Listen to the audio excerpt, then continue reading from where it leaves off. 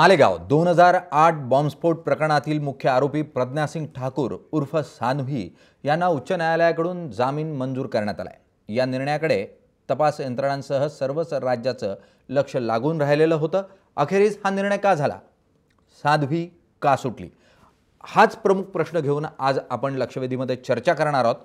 या चर्चेमध्ये सहभागी होण्यासाठी म्हणून आपल्याबरोबर मान्यवर असतील गणेश सोनी, ॲडव्होकेट गणेश सोनी हे विधी आणि न्याय विभाग प्रमुख आहेत भाजप महाराष्ट्राचे।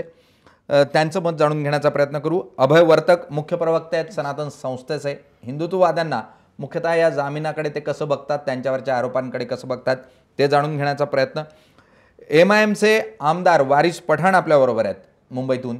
तेही या विषयावर मुस्लिम समाज मुख्यतः आजच्या या जामिनाकडे कसं बघतो आणि येत्या काळामध्ये मालेगावचे जे पीडित आहेत ते पुन्हा एकदा या जामिनाच्या विरोधात अपील करण्याचा प्रयत्न करणार आहेत, त्यांना काय वाटतं याही अनुषंगाने चर्चा करू। निरंजन टकले द वीकचे विशेष प्रतिनिधी, ज्येष्ठ पत्रकार आणि मुख्य म्हणजे 2008 साली हा बॉम्बस्फोट ज्यावेळी झाला त्यावेळेला त्याचं एक प्रतिनिधी म्हणून, टेलिव्हिजनचे प्रतिनिधी म्हणून त्यांनी जवळून असं वृत्तांकन जे आहे ते केलेलं आहे आणि त्यामुळे फर्स्ट हँड अशी इन्फॉर्मेशन जी आहे ती त्यांच्या माध्यमातून आपल्याला मिळू शकेल। मी सर्वात अगोदर यासाठीच म्हणून निरंजन टकलेंकडे जाईल, मात्र त्या अगोदर आपण प्रमुख मुद्दे कोणकोणते असतील या चर्चेचे त्यावर नजर टाकूयात आणि मग चर्चेला सुरुवात करूयात। साध्वी प्रज्ञासिंग का सुटली? साध्वीचा जामीन हा हिंदुत्ववाद्यांचा विजय मानायचा का? साध्वीच्या जामिनानं सनातनवादाला खतपाणी मिळेल का? मग मालेगाव बॉम्बस्फोट कोणी घडवून आणला? जर साध्वी यांनी नाही घडवला तर अखेरीस यामागे कोण होतं? साध्वींच्या विरोधात मालेगावच्या पीडितांचं कोर्टात जाणं योग्य ठरेल का? या प्रमुख मुद्द्यांना घेऊन आज आपण लक्षवेधीमध्ये चर्चा करणार आहोत। या चर्चेमध्ये तुम्हीही थेट सहभागी होऊ शकता। ट्विटरच्या माध्यमातून आणि फेसबुकच्या माध्यमातून तुम्ही तुमच्या प्रतिक्रिया ज्या आहेत त्या नोंदवू शकता, त्या आम्ही या स्क्रीनवर तुम्हाला दाखवू। आणि त्याचबरोबर आजचा आमचा प्रश्न आहे तुमची मत जाणून घेण्यासाठी म्हणून, साध्वी प्रज्ञासिंगला मिळालेल्या जामिनाला हिंदुत्ववादाशी जोडणं योग्य आहे का? तुम्ही हो किंवा नाही या स्वरूपामध्ये उत्तर देऊ शकता। कार्यक्रमाच्या शेवटी तुमचा जो कौल आहे तो जाणून घेण्याचा प्रयत्न करू। आपण चर्चेला सुरुवात करूया। साध्वी प्रज्ञासिंग यांना मिळालेल्या जामिनाच्या अनुषंगाने जे प्रश्न निर्माण होत आहे त्यावर चर्चा करण्यासाठी म्हणून मी सर्वात अगोदर निरंजन टकले यांच्याकडे जातो। निरंजन टकलेजी, 2008 साली ज्यावेळेला हा बॉम्बस्फोट झाला तेव्हापासून आतापर्यंत साधारण 10 वर्षांचा हा कालखंड आहे। या कालखंडामध्ये प्रत्येक टप्पा तुम्ही अत्यंत जवळून बघितलेला आहे। आजचा हा जामीन त्याचा अर्थ लावायचा तर कसा? आजच्या जामिनाचा अर्थ असा दिसतोय की एनआयएनी साध्वी प्रज्ञासिंगच्या बद्दल एटीएसनी केलेलं जे काही इन्व्हेस्टिगेशन होतं ते जवळजवळ संपूर्ण इन्व्हेस्टिगेशनच एनआयएने नाकारलं आहे। आणि आता एनआयए तिला म्हणजे प्रज्ञासिंगच्या विरोधामध्ये कॉन्स्पिरसीचा चार्ज सुद्धा लावायला तयार नाही आहे। तिची मोटरसायकल वापरली ही एक अत्यंत गंभीर गोष्ट याच्यामधली होती। या व्यतिरिक्त जे काही व्हिडिओ दयानंद पांडेंच्या लॅपटॉपवरती मिळाले होते, 34 व्हिडिओ होते 414 मिनिटांचे, त्याच्या ट्रान्सक्रिप्ट सुद्धा बाहेर आलेल्या होत्या। त्या सगळ्या गोष्टींकडे पूर्णपणे दुर्लक्ष करून प्रज्ञासिंगला या जामीन मिळण्याला एनआयएने विरोध केलेला नाहीये, किंबहुना हरकत नाही असंच कोर्टामध्ये सांगितलेलं आहे। यातून त्यामुळे आजच्या घडीला तरी एनआयए एटीएसच्या इन्व्हेस्टिगेशनवरती विश्वास ठेवत नाहीये असाच त्याचा अर्थ होतो। अगदी एटीएसचं हे इन्व्हेस्टिगेशन ज्या पहिल्या टप्प्यामध्ये झालं, करकरे त्या ठिकाणी होते, करकरेंनी हेच प्रकरण जे मुख्यतः समोर आणलं आणि करकरेंच्या ज्या स्वरूपाचं ॲसिसिनेशन झालं, ज्या स्वरूपामध्ये त्यांना मृत्यूला सामोरं जावं लागलं, त्यानंतर अनेक प्रकारच्या चर्चाही झाल्या आणि त्यांच्या हत्येला हिंदुत्ववादाशी पण जोडलं गेलं। अशा परिस्थितीत आजचा हा निर्णय म्हणजे करकरेंच्या केलेल्या कामाला दुखावणारा, त्यांचा अवमान करणारा असा तुम्हाला वाटतो का? करकरेंना दुखावण्यापेक्षा किंवा त्यांच्या हत्येचा आणि हिंदुत्ववादींचा काय संबंध आहे हे मला माहीत नाही, तो नसावा असंच माझं त्याबद्दलचं मत आहे। अगदी पण मुळात करकरेंच्या एफिशियन्सीवरती, म्हणजे हेमंत करकरे हे रॉमध्ये काम केलेले वरिष्ठ अधिकारी होते, त्यांच्या कार्यक्षमतेबद्दल, त्यांच्या इंटिग्रिटीबद्दल, त्यांच्या या संविधानाबद्दल असलेल्या त्यांच्या इंटिग्रिटीबद्दल संशय घेतल्यासारखं हे आत्ता होतंय एवढं मात्र नक्की। मी गणेश सोहनींकडे जातो. भाजपचे वरिष्ठ प्रवक्ते आहेत, त्याचबरोबर विधी आणि न्याय विभागाचे ते तज्ज्ञ आहेत, प्रमुख आहेत महाराष्ट्र भाजपचे. त्यामुळे न्यायिक बाजू आणि त्याचबरोबर पक्षीय बाजू या दोघी त्यांच्याकडून जाणून घेण्याचा प्रयत्न करू. गणेश सोहनीजी, सांधवींना ज्या स्वरूपामध्ये मे 2016मध्ये NIAनं जी ॲडिशनल चार्जशीट दाखल केली होती, जे जोडपत्र होतं, त्यामध्ये सांधवींना जामीन द्यायला हरकत नाही अशा स्वरूपाचं विधान केलं आणि त्याच्याबरोबर 1 वर्षानंतर हा जामीन मिळतो.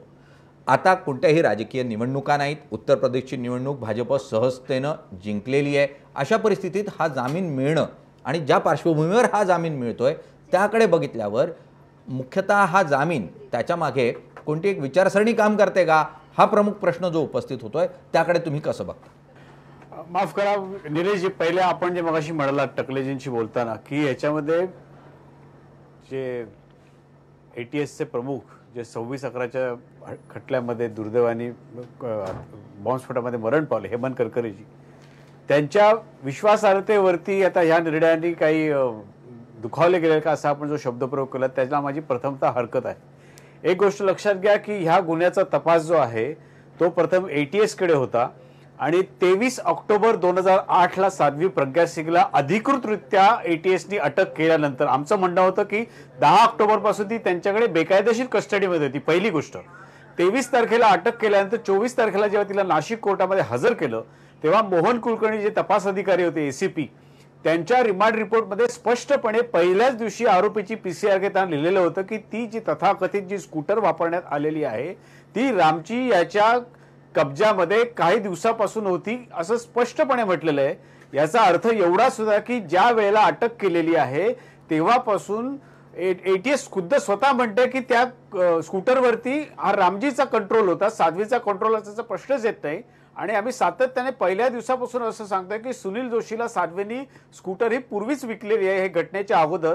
त्यामुळे साध्वीचा त्या बॉम्बस्फोटाशी दुरान्वये देखील संबंध नाही. जो काही संबंध ATSने जो लावला होता एवढा मोठा तपास करून 19 जानेवारी 2009ला जेव्हा दोषारोप पत्र दाखल झालं तेव्हा तिच्या विरोधात केवळ मर्यादित स्वरूपाचा आरोप होता की तिने स्कूटर पुरवण्यात आली. आणि दुसरा असा होता की 12 एप्रिल 2008ला जे भोपाळमध्ये राम मंदिरामध्ये जे काही हिंदू संमेलन झालं त्या संमेलनामध्ये साध्वीनी पुरोहितांच्या बदला घेण्याची जी काही त्यांची भाषा होती त्याला तिने समर्थन केलं. परंतु ATSने जे दोषारोप पत्र दाखल केलं होतं त्याच्यामध्ये इतकी विसंगती असलेली विधानं होती की सर्व त्या विधानावर पोलिसांच्या टिप्पणीवर असं समजत होतं की अशा तऱ्हेचं एक तर खुद्द पुरोहितांनी देखील कुठल्याही तऱ्हेचं बदल्याची भाषा केलेली नव्हती. त्यामुळे साध्वीजींनी त्याला प्रस्ताव देण्याचा की त्याला पाठिंबा देण्याचा प्रश्नच येत नव्हता. या 2 मुद्द्या व्यतिरिक्त साध्वींविरुद्ध कुठल्याही तऱ्हेचा आरोप दोषारोप पत्रात नाही. त्याच्यानंतर UPA काँग्रेस सरकार अस्तित्वात असताना 1 एप्रिल 2011 रोजी या गुन्ह्याचा तपास ATS कडनं NIA कडे गेलेला आहे. राष्ट्रीय अन्वेषण संस्था जी NIA 26/11च्या घटनेनंतर 31/12/2008ला देशभर अस्तित्वात आली ऑर्डिनन्सच्या माध्यमातून. आणि आज 6 वर्ष हा तपास NIA करत होती आणि नंतर जेव्हा NIAने फेर तपास केला तेव्हा असं लक्षात आलं की साध्वीचा या प्रकरणामध्ये संबंध नाही. म्हणूनच NIAने त्याला NOC दिलेली आहे आणि आजची जो हुकूम आहे तो केवळ ज्या स्वरूपाची NOC मिळतेय, ज्या स्वरूपात NOC मिळाली, प्रज्ञा सिंगची बाईक सांभाळते, तिचं जे भाषण आहे ते पुरोहितांना समर्थन देणारं असतं. पुरोहित ज्या स्वरूपाचा बदल्याची भाषा करतात त्याला ती समर्थन देते. सर्व गोष्टी जर जुळवल्या गेल्या तर जुळवल्यानंतर सांधवींचा या पूर्ण कॉन्स्पिरसीमध्ये, या कटामध्ये काय हात आहे अशा स्वरूपाचा जो एक कयास लावला गेला तो कुठे गेला? मग आतापर्यंतचे जे इन्व्हेस्टिगेशन झालं ते पूर्णतः चुकीचं होतं का? कयास लावला गेले, प्रवाद केला गेला निलेशजी याच्या नाही ऐका तसं जर असेल तर 2006ला जो 2 बॉम्बस्फोट झाले त्याच मालेगावमध्ये दुर्दैवाने 2 मशिदीमध्ये ते बॉम्बस्फोट झाले, त्याच्यामध्ये काही मुस्लिम बांधव मारले गेले. त्या प्रकरणामध्ये जे पहिले मुस्लिम आरोपी जे होते त्याच मुस्लिम आरोपींना NIAने 3 वर्षापूर्वी मुक्त करा या खटल्यामधनं अशा तऱ्हेचं मुंबई विशेष न्यायालयामध्ये त्यांनी म्हणणं दिलं आणि त्यानुसार माननीय जज VV पाटील साहेब यांनी मुस्लिम बांधवांना 2006च्या खटल्यातनं दोषमुक्त केलेलं आहे. आणि त्या 6च्या बॉम्बस्फोटामध्ये आता केवळ हिंदू आरोपी आहेत. त्यामुळे NIA ही धर्माच्या हिशोबाने पक्षपात करते असं जे काय आपण एक सध्या मीडियामध्ये प्रवाद चालू आहे तो अतिशय चुकीचा आहे. चला आपण मान्य करूयात की कोणताही प्रवाद जो आहे ज्या स्वरूपाचा ची चर्चा होते की हिंदुत्ववादाला खतपाणी मिळतंय तशी काही NIAची भूमिका नाही किंवा मोदी सरकारची भूमिका नाही असं आपण मान्य करायचं जरी म्हटलं तरीही इतकी वर्ष जी चौकशी होत होती त्यामध्ये जर मुस्लिम जे आरोपी होते त्यांना सोडून देण्यात आलं, जे हिंदू आरोपी आहेत त्यांना सोडून दिलं. खरं आरोपी हिंदू आणि मुसलमान हा असूच शकत नाही, तो फक्त आरोपीच असू शकतो, तो फक्त दहशतवादीच असू शकतो.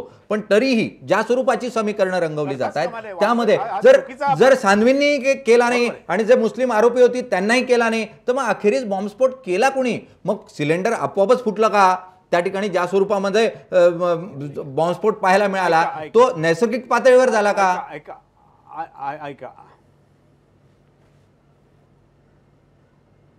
ऐका जो 2008चा जो बॉम्बस्फोट आहे 29 सप्टेंबर 2008 वाला, ज्याच्यामध्ये कर्नल पुरोहित आणि कर्नल साध्वी प्रज्ञा सिंग हे आरोपी होते, तो बॉम्बस्फोट एका बाईकवरती ब्लास्टर लावले गेले आणि रिमोट कंट्रोलद्वारा तो बॉम्बस्फोट घडवला असा आरोप आहे. उलट पक्षी 2009चा जो 6चा जो बॉम्बस्फोट आहे तो 2 मशिदीशी निगडीत आहे. त्यामुळे 2 तऱ्हेचे भिन्न बॉम्बस्फोट आहेत. एक धार्मिक स्थळाच्या संबंधित निगडीत आहे आणि एक वाहनाच्या संदर्भात निगडीत आहे. ठीक आहे गणेश सोरेजी, मी तुम्हाला भरपूर वेळ दिलेला आहे. आपण वारिस पठाण यांच्याकडे जाऊया. वारिस पठाणजी, आपण भाजपचं आणि मुख्यतः विधितज्ञ म्हणून गणेश सोनींचं म्हणणं ऐकून घेतलं. ते पूर्णतः समर्थन करताय सांधवींच्या जामिनाला. तुम्ही आमदार म्हणून या घटनेकडे कसं बघतात आणि जो जामीन मिळालाय त्याकडे काही हिंदुत्ववादी शक्तींचा हा कुठे ना कुठे एक विचार पुढे घेऊन जाण्याचा प्रयत्न आहे असं तुम्हाला वाटतं का? आणि त्या विरोधात मालेगावातले जे पीडित आहेत ते कोर्टात जाणार आहे, ती प्रक्रिया कशी असेल? तुम्ही स्वतः विधितज्ञ आहात, वारिस पठाण, तुम्ही कोर्टामध्ये प्रॅक्टिस करता, तुम्ही आजच्या या पूर्ण निकालाकडे कसं बघताय, जामिनाकडे कसं बघताय आणि त्यातून येणाऱ्या अर्थांकडे कसं बघताय? देखिए, आज का जो हाईकोर्ट का ऑर्डर आया, जो भी ऑपरेटिव पार्ट देखा है उसमें उनको जमानत. वारिस पठाण साहेब, तुमचा आवाज जो आहे तो येत नाही आहे. मी परत तुमच्याकडे येतो. काही तांत्रिक कारणांमुळे मी तुमच्याकडे येऊ शकत नाही. आता मी परत तुमच्याकडे येतो. आपण सध्या जाऊयात अभय वर्तक यांच्याकडे. अभय वर्तक जी मुख्यतः ज्या स्वरूपात टकलेंनी सांगितलं त्यानंतर आपण सोनींचाही ऐकून घेण्याचा प्रयत्न केला. आता तुम्ही हिंदुत्ववादी म्हणून या पूर्ण खटल्याकडे कसं बघतात आणि आज सांधवींना जो जामीन मिळाला आहे त्याकडे तुम्ही कसं बघतात? न्याय प्रक्रियेवर कोणताही प्रश्नचिन्ह उपस्थित करण्याचा आपला प्रयत्न नाही, न्यायालयाचा अवमान करण्याचा आपला कोणताही हेतू नाही. मात्र जी चर्चा होतीये त्यातून काही मुद्दे स्पष्ट व्हावे एवढाच हेतू आहे. आणि त्यामुळे आजच्या या जामिनाकडे तुम्ही कसं बघतात? का सुटल्या साध्वी? निलेशजी, प्रथम मी तुमचं अभिनंदन करेल की न्यायालयाच्या निकालावरती तुम्ही कुठेही शंका घेत नाही आहात, कारण हा निकाल न्यायालयाने दिलेला आहे, त्यांचा जामीन दिला आहे. एक पहिली गोष्ट सुस्पष्ट आहे की सर्वसामान्य जे कोणी हिंदुत्ववादी आहेत त्या सर्वांना जवळजवळ 8.5 वर्ष साध्वीजी तुरुंगात राहिल्यानंतर आज जामीन मिळाल्यानंतर जो काही आनंद झालेला आहे तो शब्दामध्ये वर्णन करणं खूप कठीण आहे. सर्वच हिंदुत्ववाद्यांमध्ये एक जल्लोष आहे की साध्वीजी आज बाहेर आलेले आहेत. खरं तर ह्या खटल्याचा निकाल लागून त्या निर्दोष म्हणून बाहेर येणं ही आमची अपेक्षा आहे. पण पहिल्या टप्प्यामध्ये साध्वींना जो काही छळ केला जात होता त्याच्या छळातून त्यांची आज मुक्तता झालेली आहे 8.5 वर्षांनंतर. ही सर्व हिंदुत्ववाद्यांसाठी एक अत्यंतिक आनंदाची गोष्ट आहे. खरं तर एप्रिल 2016मध्येच साध्वीजींना न्याय मिळून त्यांना जामीन मिळायला पाहिजे होता, पण काही समाजकंटक म्हणा किंवा काही दुराग्रही लोक म्हणा त्यांनी विविध प्रकारचे प्रयत्न केले, पुढे हे केलं आणि आज साध्वीजींना 1 वर्ष उशीर झाला आहे. तरी हरकत नाही. पण एक गोष्ट आज या निमित्ताने मला या ठिकाणी मांडायची आहे की मगाशी करकरेंच्या इंटिग्रिटीबद्दल वगैरे टकले बोलले. अत्यंतिक चीड आणणारी गोष्ट आहे की साध्वीजींना 15 दिवस कोणत्याही प्रकारचा संविधानिक तुरुंग न देता, म्हणजे कोर्टासमोर हजर न करता करकरेंनी डांबून ठेवलं होतं.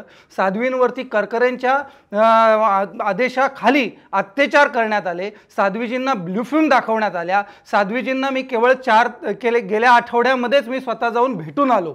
तर तिथे भेटल्यानंतर साध्वीजींना भेटल्यानंतर मला अक्षरशः म्हणजे चीड आलेली होती की बाबा साध्वीजींनी जे काही स्वतःच्या मुखाने सांगितलं की आज त्या कॅन्सरग्रस्त आहेत, त्या काळामध्ये करकरेंनी जो काही त्यांचा छळ केला त्याचा दुष्परिणाम आज जवळजवळ 8.5 वर्ष त्या भोगत आहेत.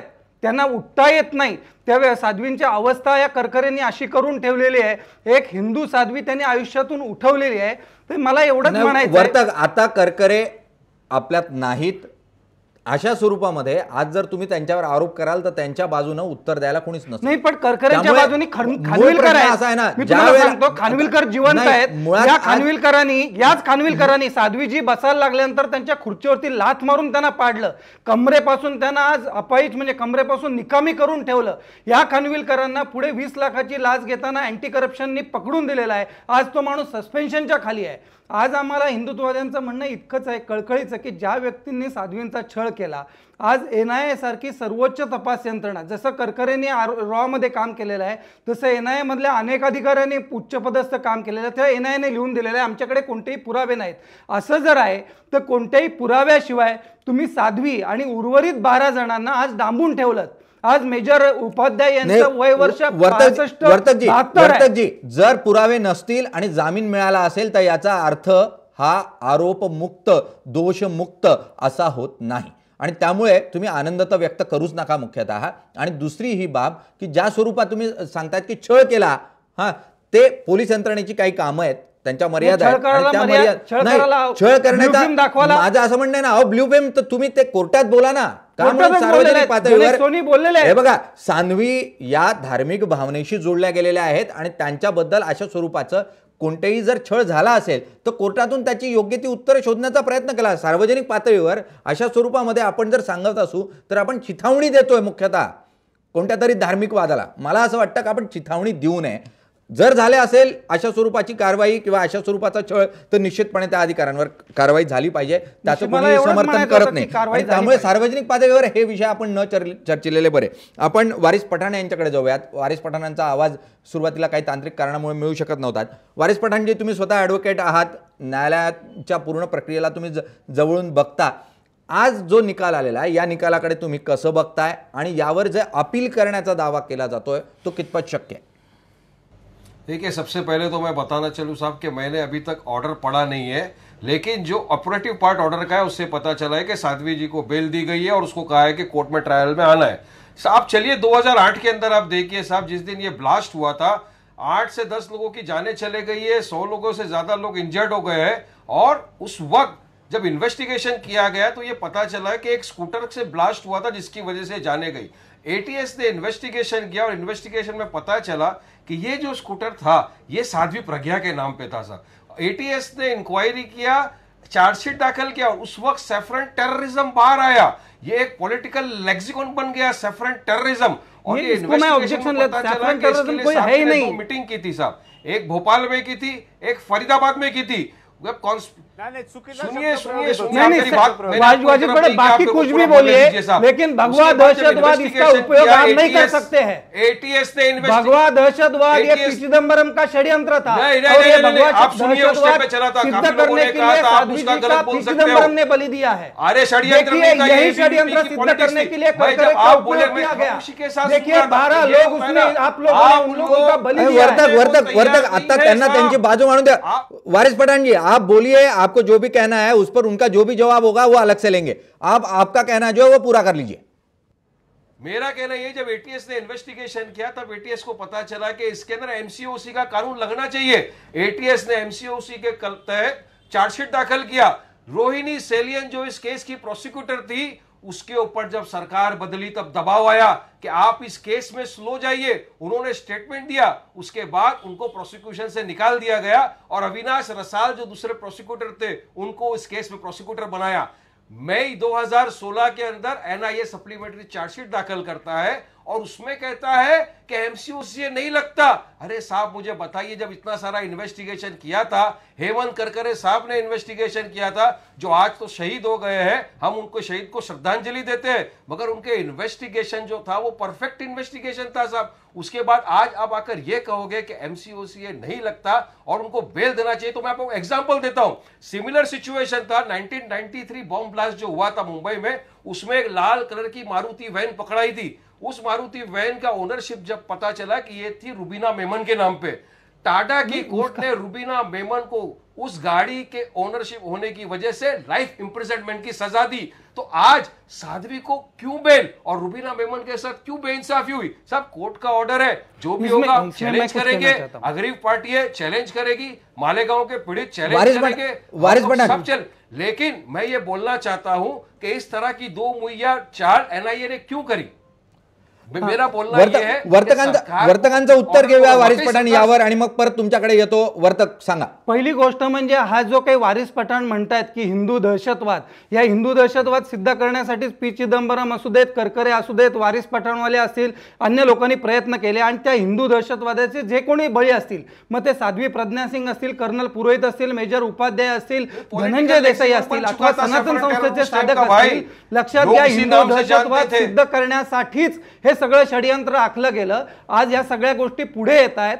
ज्या केस बद्दल तुम्ही वारिस पठाण म्हणतात, मी तुम्हाला स्पष्टपणे चॅलेंज देतोय. आज कर्नल पुरोहित ऐकून घ्या, वारिस पठाण ऐकून घ्या, कर्नल वारिस पठाण ऐकून घ्या. वारिस पठाण तुम्ही 2 मिनिटं थांबा, त्यांचं उत्तर पूर्ण होऊ द्या, मी परत तुम्हाला संधी देईन. वर्तक वारिस साहेब बोला. पठाण ऐकून घ्या. ज्या कर्नल पुरोहितांबद्दल आम्ही म्हणतोय त्या कर्नल पुरोहितांवरती सैन्याने कोर्ट मार्शल चालवलेला आहे आणि कोर्ट मार्शल मध्ये कर्नल पुरोहित हे निर्दोष सिद्ध झालेले आहेत. आज सैन्य दलातर्फे एनआयएला कागदपत्र पुरवलेली आहेत की बाबा ह्या कागदपत्रांच्या आधारे पुन्हा तपास व्हावा, परंतु एनआयए त्याला रिफ्यूज करताय. आजही या हिंदुत्ववाद्यांवरती अन्याय होतोय. आज जगामध्ये महिलांचा आपण सुरक्षेचा मोठा बागुलबुवा करतोय, पण साध्वी या सुद्धा एक महिला होत्या आणि या महिलेला या एटीएसच्या अधिकाऱ्यांनी अतिशय छळ केलेला आहे. याच्याकडे आम्ही दुर्लक्ष करतोय. वारिस पठाण लक्षात घ्या, दोन्ही बाजू समजून घेतल्या पाहिजेत. जर तुम्ही भगवा दहशतवाद म्हणाला तर अख्ख्या जगाला हिरव्या दहशतवादानी आणि इस्लामी दहशतवादानी पिडलेला आहे. आम्ही असं म्हणायचं का? लक्षात घ्या, ज्या वेळेला आम्ही म्हणतो की आरोपी असतो, जर तुम्ही मला सांगा की मगाशी निलेश खरेंनी म्हटलं की हे बॉम्बस्फोट केले कोणी, तर त्या प्रश्नाचं उत्तर मी तुम्हाला आज देतो की हे बॉम्बस्फोट केले कोणी. जे मालेगावच्या बॉम्बस्फोटामधले मुसलमान आरोपी निर्दोष सुटले आम्ही म्हणतो, पण त्याच्यातले काही आरोपी फरार आहेत. ते जे खरे आरोपी होते ते आज पाकिस्तानमध्ये जाऊन लपलेले आहेत. लक्षात घ्या की जे खरे आरोपी होते ते आयएसआयचे एजंट म्हणून काम करतात आणि हिंदू लोकांना बळी दिलेला आहे. अगदी वर्तकांनी जे मत व्यक्त केलेलं आहे त्यावर आपण चर्चा करणार आहोत. मात्र त्या अगोदर एक छोटासा ब्रेक घेऊयात आणि ब्रेक नंतर आपण पुन्हा एकदा वारिस पठाणांकडे जाऊ, टकलेंकडे जाऊ आणि जाणून घेण्याचा प्रयत्न करू ज्या स्वरूपाचा आरोप होतोय, ज्या आरोपींनी किंवा ज्या लोकांनी हे बॉम्बस्फोट घडवून आणले ते देशाच्या बाहेर पळून गेले, ते पाकिस्तानात आहे, अशा स्वरूपाचा खुलासा जे आहे तो वर्तक करतायत. खरं आहे का? आपण न्यायतज्ञच आहेत आपल्याकडे बसलेले, त्यांच्याकडून जाणून घेण्याचा प्रयत्न करू. मात्र त्या अगोदर घेऊ एक छोटासा ब्रेक. बघत रहा लक्षवेधी.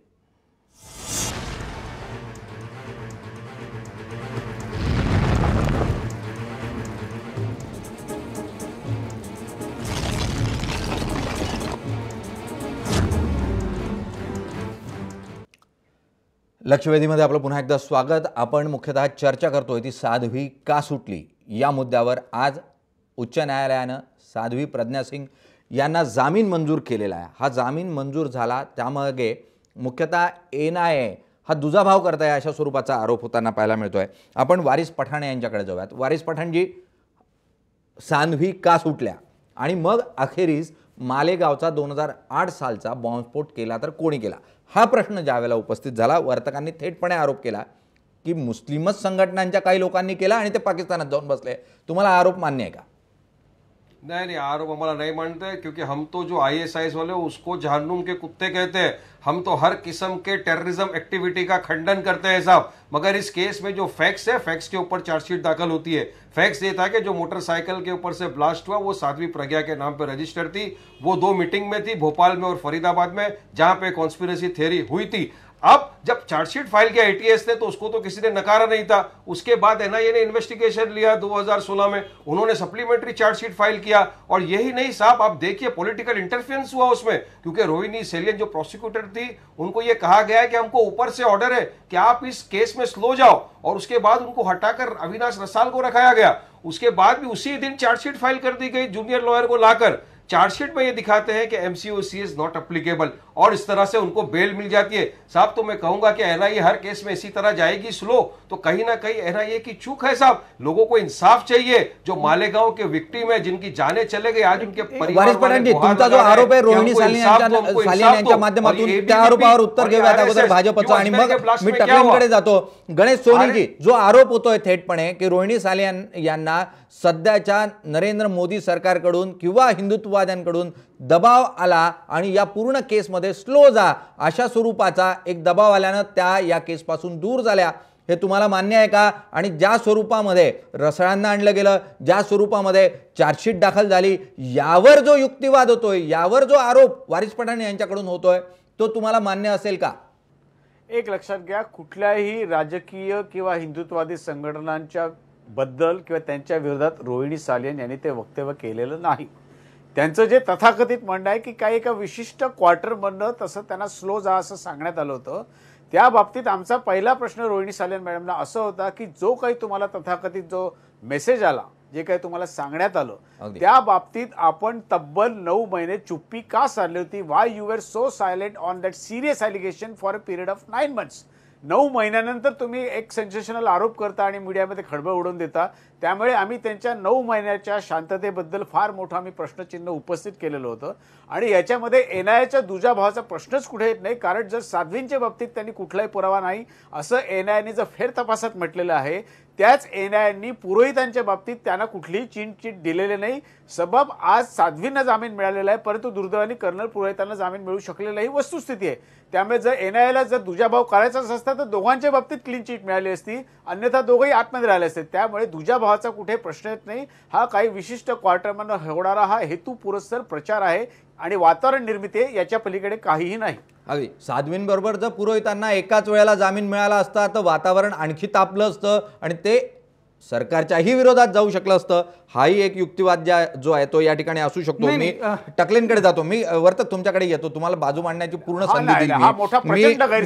मी निरंजन टकलेंकडे जातो। निरंजन टकलेजी, जो आरोप होतोय हिंदुत्ववादी दहशतवाद किंवा भगवा दहशतवाद, ही जी एक फ्रेज क्लोन झाली त्यावर आक्षेप घेतात वर्तक।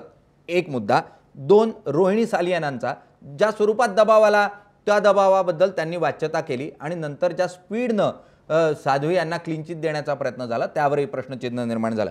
या सर्व घटनाक्रमांना या साखळीला जोडलं तर शंकेला कारण निर्माण होतं। तुम्ही या पूर्ण साखळीकडे कसं बघता? मुळात म्हणजे आता दहशतवादाला रंग वाटले जात आहेत, पण दहशतवादाला तसं म्हटलं तर रंग नसतो आणि असलाच तर दोन्ही दहशतवादाचे रंग एकमेकाला पोसत असतात। त्याच्यामुळे तसं नाही, ज्या वेळेला एक कुठला तरी रॅडिकलिझम पोलराइज व्हायला लागतो, ध्रुवीकरण करायला लागतो, त्यावेळेला आपोआप दुसऱ्या रॅडिकलिझमला पोलराइज करण्यासाठी तो प्रोत्साहित करत असतो। त्यामुळे असं रंग तर मी काही याच्यामध्ये म्हणणार नाही। असं पूर्वी अनेक ट्विट्स केल्या जायच्या की सगळे मुस्लिम अतिरेकी नसतात पण सगळे अतिरेकी मात्र मुस्लिम असतात, अशा प्रकारचा प्रचार यापूर्वीच्या काळामध्ये होत होता। आता अजमेर शरीफच्या केसमध्ये जिथं आसिमानंदांनी कन्फेशन दिलं, कन्फेशन म्हणजे ही कन्फेस टू द क्राईम पण ही वॉज ॲक्विटेड आणि जे 3 जणांना याच्यामध्ये कन्व्हिक्ट केलं गेलं लाईफ इम्प्रिझनमेंटसाठी, त्यातला एकाचा मृत्यू झालेला आहे सुनील जोशींचा आणि 2 जण कन्व्हिक्ट झाले। हे दोघंही जण RSSचे होते, सुनील जोशी पण संघाचेच होते। त्यामुळे आता याला मग रंग लावायचे का या दहशतवादाला? कारण हे याच सरकारच्या अखत्यारीतल्या कोर्टाने दिलेला निकाल आहे। त्यामुळे रंगबिंगांच्या प्रचारकी थाटाच्या याच्याकडे मी न जाता मी एवढंच म्हणेन की आत्ताच्या घडीला वरकरने आपल्याला हे दिसतंय की प्रसाद पुरोहितांना जामीन नाकारलेला आहे, पण प्रसाद पुरोहितांना कस्टडीमध्ये ठेवण्यासाठी आता आमच्याकडे कुठलंही कारण नाही असं ॲफिडेव्हिट गेल्या तारखेलाच एनआयएने कोर्टाला ऑलरेडी दिलेलं आहे। त्यामुळे कदाचित आणखीन 1 वर्षानंतर 6 महिन्यानंतर पुरोहितांनाही जामीन झालेला आपल्याला बघायला मिळू शकतो। कारण प्रज्ञा सिंगच्या बाबतीमध्ये 1 वर्षापूर्वी असं एनआयएने सांगितलं होतं, प्रसाद पुरोहितांच्या बाबतीत 15 दिवसापूर्वी सांगितलंय। त्यामुळे आणखीन काही कालावधीनंतर कदाचित लेफ्टनंट कर्नल पुरोहितांना जामीन मिळू शकेल। मुळामध्ये टकले साहेब, यावर आणि जे इन्व्हेस्टिगेशन आहे ते इन्व्हेस्टिगेशन जास्त मुद्दा पूर्ण करा, मुद्दा पूर्ण करून घ्या निरंजनजी आपला. मुळामध्ये ही जो 2 इन्व्हेस्टिगेशन्स आहेत, म्हणजे एक एटीएसनी केलेलं इन्व्हेस्टिगेशन आणि आता दुसरं एनआयएनी केलेलं फेर इन्व्हेस्टिगेशन म्हटलं जात आहे. आता गणेश सोमनींना माहितीच असेल, कारण गणेश सोमनी प्रज्ञा सिंगांचे पहिले वकील होते. नाशिकच्या कोर्टात ज्या वेळेला प्रज्ञा सिंगला हजर केलं होतं, तर त्यामुळे त्यांना याची कल्पना आहेच आहे की त्यावेळेला हजर करत असताना आणि वेळोवेळी रिमांड घेत असताना ज्या ट्रान्सक्रिप्ट्सबद्दल पब्लिक प्रॉसिक्युटर कोर्टाला सांगत होते, टेलिफोन कॉन्व्हर्सेशन्स असतील, व्हिडिओच्या ट्रान्सक्रिप्ट्स असतील, या ट्रान्सक्रिप्ट्सबद्दल आता कोणीच बोलत नाहीये. एनआयए काहीही बोलत नाहीये. आणि या ट्रान्सक्रिप्टबद्दल एनआयए का बोलत नाही, एनआयएनी स्पष्टीकरण देणं गरजेचं आहे. गणेश सोनीजी, तुम्हालाच प्रश्न उपस्थित केलाय निरंजन टकले यांनी की मुळात त्या ट्रान्सक्रिप्ट गेल्या कुठे, ज्या व्हिडिओ हात नसतो, व्हिडिओ प्रत्यक्ष व्यक्तीच असते. ऐका नाही, एक मिनिट लक्षात घ्या. ज्या काही तथाकथित व्हिडिओची जी काही चित्रीकरणं आहेत, त्या कुठल्याही चित्रीकरणामध्ये साध्वी प्रज्ञा सिंग ही सहभागी नाही. जी काही व्हिडिओ चित्रीकरण आहेत त्याच्यामध्ये इतर आरोपींचा संबंध आहे, त्याच्यामध्ये साध्वी प्रज्ञा सिंगचा कुठेही संबंध आहे, पहिली गोष्ट. आणि जी वारंवार सातत्याने मागणी केलेली जाते की एनआयएने याचं स्पष्टीकरण द्यावं, अमुक करावं, तमुक करावं. तपास यंत्रणा ही काही PRO एजन्सी नव्हे की ज्यांनी वेळोवेळी पत्रकं काढावे आणि स्पष्टीकरण करावं. तपास यंत्रणेला जे काही वाटतं ते त्या रिपोर्टच्या स्वरूपामध्ये न्यायालयाला सादर करते आणि त्या अनुषंगाने न्याय यंत्रणा जी एक आहे ती त्याच्याबद्दल निर्णय देते. आणि साध्वी प्रज्ञा सिंगच्या बाबतीत जे काही त्यांना फेर तपासामध्ये आढळून आलं की जे काही आरोप केलेले आहेत त्याच गोष्टींना आता ते साक्षीदार काही पुष्टीकरण देत नाहीयेत, तेव्हा तिच्याविरुद्ध कुठलाही सबळ पुरावा दिसत नाही. अशा तऱ्हेचं एका तऱ्हेचं क्लीन चिटवालं सर्टिफिकेट हे 1 वर्षापूर्वी एनआयएने दिलं होतं. त्याच्यामध्ये जस्टिस टेकाळे जे आहेत त्यांनी त्याला ग्राह्य म्हणलं नाही, काही विशिष्ट कारणास्तव ते 1 वर्षापूर्वी नामंजूर झालं. त्याच्यानंतर त्याला पुन्हा आव्हान दिलं आणि आता 1 वर्षानंतर संपूर्ण सुनावणी, फेर सुनावणी उच्च न्यायालयामध्ये होऊन आज हा निर्णय आलेला आहे. ही न्याय प्रक्रियेमधला जो विलंब आहे तो थोडाफार समजण्यासारखा आहे आपल्याला. न्याय प्रक्रियेतल्या विलंबाशी जोडलं जात आहे. आणखी एक प्रश्न जो निरंजन टकले यांनी उपस्थित केला की कोणत्याही धार्मिक दहशतवाद हा ज्या वेळेला ध्रुवीकरणाच्या मार्गाने जातो, एका अत्यंत विपरीत अशा टोकाच्या मार्गाने जातो, त्यावेळेला दुसरा धार्मिक दहशतवाद जो आहे तो डोकं वर काढत असतो. वारिस पठाणजी, मुळात याचा जर अर्थ काढायचा झाला तर पूर्ण देशात आणि जगात मुस्लिम दहशतवाद किंवा इस्लामिक दहशतवाद हा ज्या प्रमाणावर वाढतोय, त्यामुळे हिंदूचा एक वर्ग जो थोडासा आक्रमक आहे, जो थोडासा संतापी आहे, तो या हिंदुत्ववादी दहशतवादाला पुढे रेटण्याचा प्रयत्न करतोय का, असाही अर्थ काढला जाऊ शकतो. तुम्हाला असं वाटतं की ज्या स्वरूपात इस्लामिक दहशतवाद वाढतोय त्याची प्रतिक्रिया म्हणून अशा स्वरूपामध्ये एक भगवीकरण दहशतवादाचं किंवा त्या निमित्तानं एक दहशतवादी घटना घडवून आणण्याचा प्रयत्न केला जातोय?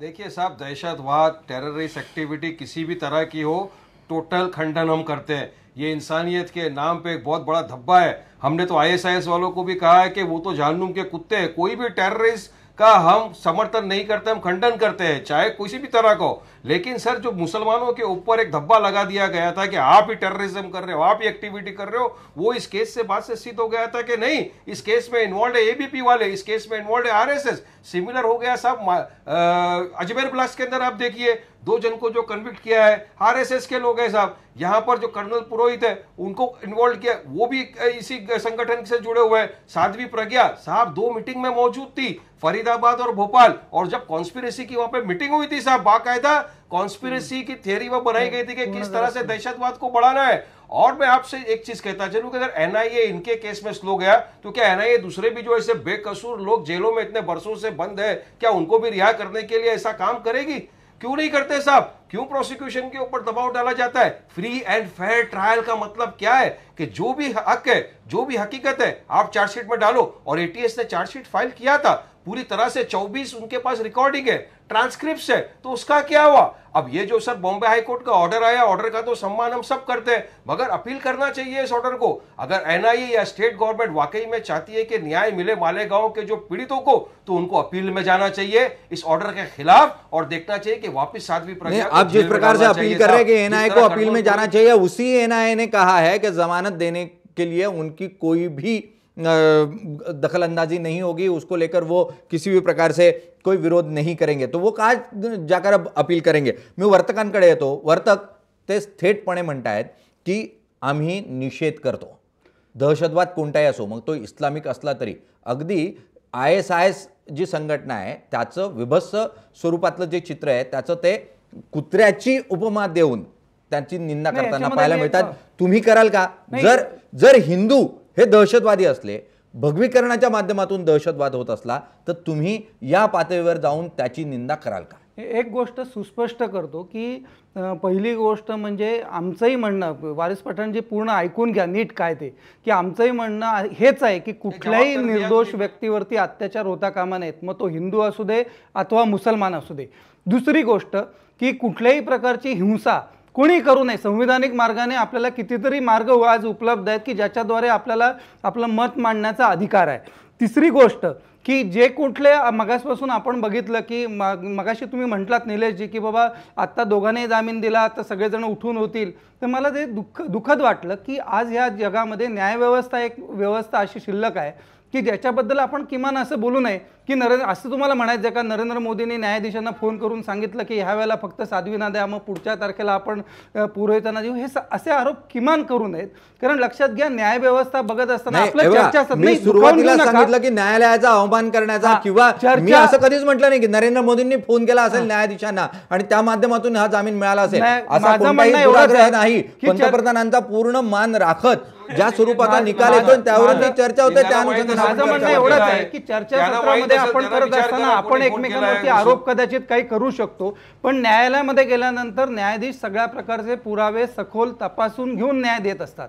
अगदी आपण साध्वीजींना न्याय देत वर्तक असताना मान्य करूयात की सगळे पुरावे जे आहेत ते सखोलपणे तपासले गेले असतील हा. आणि त्यानंतर हा निकाल दिला गेला नाही, असेल. माझं- कारण सुरुवातीच्या विशेष न्यायालयानं दिलेल्या सुनावणीमध्ये खंडन करताय जामीन की नाकारला नाही? हो, होता. सफरन आता terrorism उच्च खंडन न्यायालयानं करताय की स्वीकारलाय. नाही? तुम्ही एकदा आता सांगा. पुढच्या काळामध्ये अप्पर मला कोर्ट विचार केला, पुन्हा एकदा जर प्रश्न रद्द केलेला करताना आहे. पाहायला मिळालं मी तर त्याही तुम्हाला एक- वेळेला तुमची हीच प्रतिक्रिया असेल आम्ही अशी terrorism अपेक्षा च्या करूया. नाही, वर्तक- माझं एक विचारा. महत्वाची विचारा. गोष्ट तुम्हाला सांगायची आहे की 4 दिवसापूर्वी जे मी काही मागच्या आठवड्यात साध्वीजींना भेटलो, तर लक्षात घ्या, मग आज चर्चा झाली हिंदू दहशतवादाच्या बाबतीत. साध्वीजींनी स्वतः सांगितलं मला की हा हिंदू दहशतवाद सिद्ध करण्यासाठी मला तुरुंगात असताना कोर्टामधून ह्याच्या दवाखान्यात नेत असताना अनेक वेळेला अनेक लोकांनी ठार मारण्याचा प्रयत्न केला. लक्षात घ्या, या देशामध्ये हिंदू दहशतवाद सिद्ध करण्यासाठी एक आंतरराष्ट्रीय षडयंत्र रचलं जात आहे आणि या देशातले काही चला, लोक त्याचे हस्तक बनून काम वर्तक करत मी आहेत. तुम्हाला पूर्ण संधी दिली बोलण्याची. मी कन्क्लुडिंग कॉमेंट आजच्या या चर्चेचं घेण्यासाठी म्हणून वरिष्ठ पत्रकार निरंजन टकले यांच्याकडे जातो. निरंजन टकलेजी, आजच्या या पूर्ण चर्चेचं जर सार काढण्याचा प्रयत्न केला आणि या जामिनाकडे बघितलं तर येत्या काळात हा जामीन जर अपिलात मालेगावचे जे पीडित आहेत ते गेले तर हा जामीन टिकू शकेल का, आणि ज्या स्वरूपाचे पुरावे आहेत त्या आधारे येत्या काळामध्ये साध्वी यांना शक्यता आहे का की कोणती शिक्षा होऊ शकेल? ही पहिली गोष्ट अशी आहे ना की मालेगावचे ते जे काही 6-8 कुटुंब आहेत, पीडित कुटुंब, त्यांच्याकडे थोडीच पुरावे असणार आहेत प्रज्ञा सिंगच्या विरोधात. प्रज्ञा सिंगच्या यांच्या विरोधामधले किंवा आरोपींच्या विरोधांमधले जे काही पुरावे आहेत ते तपास यंत्रणांच्या जवळ आहेत. त्यामुळे ते फक्त पीडित म्हणून आम्हाला न्याय मिळावा असा हक्क मागू शकतात, या जामिनावरती हरकत घेऊ शकतात, याचं ओरिजिनल इन्व्हेस्टिगेशन जे झालेलं होतं त्याप्रमाणेच याचं ट्रायल चालावी अशी मागणी करू शकतात. त्यांच्याकडे काही पुरावे असण्याची शक्यता मला वाटत नाही मुळामध्ये याच्यावरती हरकत घेण्यासाठी. आधीच्या इन्व्हेस्टिगेशनप्रमाणेच केस चालावी अशी मागणी फक्त ते याच्यामध्ये करू शकतात. या सगळ्या याच्यात म्हणजे असं मांडलं जातंय की प्रज्ञा सिंगांना न्याय मिळाला. माझं म्हणणं असं आहे की आत्ता जामीन दिलेला आहे, अजूनपर्यंत त्यांना काही निर्दोष सोडलेलं नाही आहे किंवा पुराव्या अभावी म्हणूनही सोडलेलं नाही आहे. त्यांना पुराव्या अभावी जामीन दिलेला आहे, पुरेसा पुरावा नाही असं म्हणून. त्यामुळे अजून ट्रायल व्हायची आहे. आता चार्जशीट जी दाखल झालेली आहे त्यावरती ट्रायल होईल, ती चार्जशीट कॉन्टेस्ट केली जाईल. काही नवीन पुरावे जर म्हणजे बचाव पक्षाकडे असले किंवा NIA दिले तर निश्चितपणे निरंजन साध्वी एका प्रज्ञा वाक्यात सिंग मला यांच्या करू शकतो. नाही वर्तक जी आत्ता वेळ संपत आलेली आहे त्यामुळे मी तुमच्याकडे येत नाही, पण आजच्या या चर्चेतून हे स्पष्ट होत आहे की साध्वी यांना जामीन मंजूर झालेला असला तरी त्यांची निर्दोष मुक्तता करण्यात आलेली आहे असं मानण्याचं कोणतंही कारण नाही.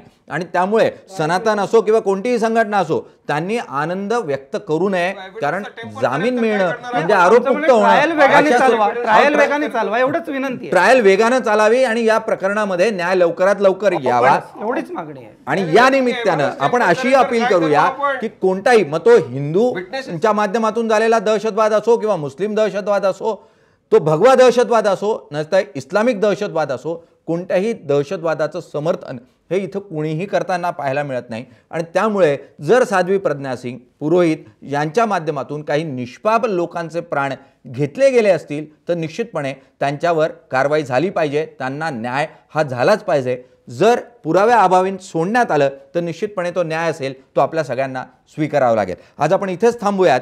बघत रहा जय महाराष्ट्र. या निमित्तानं आजच्या या चर्चेमध्ये आपण सर्व मान्यवर सहभागी झालात त्यासाठी तुमचं सर्वांचंही खूप खूप आभार.